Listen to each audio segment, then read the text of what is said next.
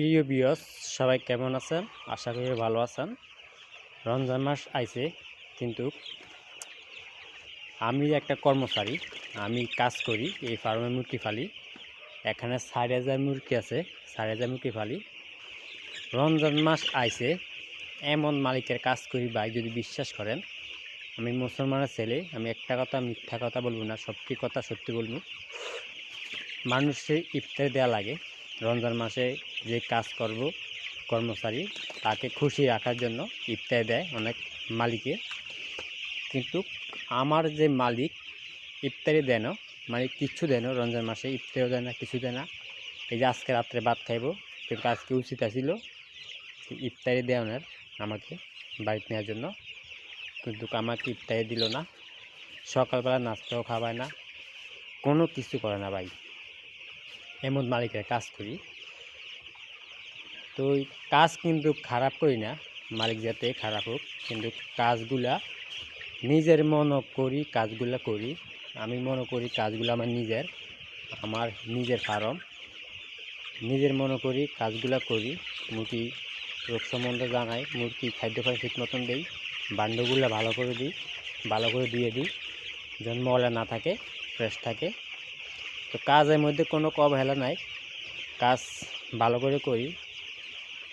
কিন্তু একটাই দুঃখ আমার, মালিক যেমন ইতর মানে প্রচুর ইতর।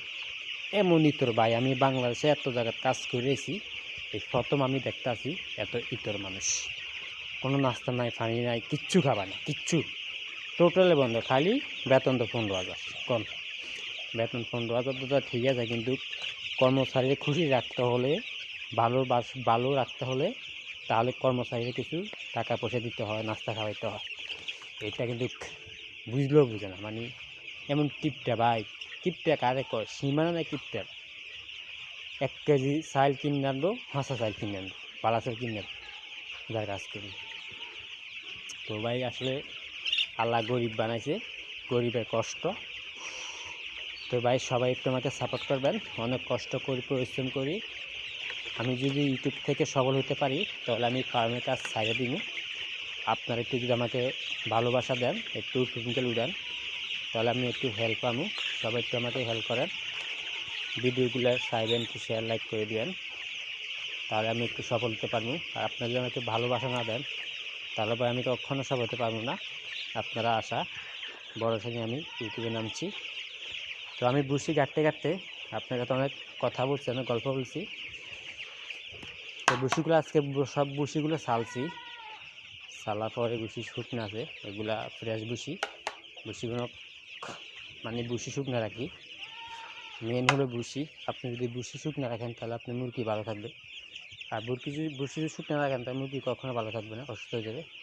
তো এই জন্য বুসিগুলো শুকনো রাখার চেষ্টা করতেছি আমি।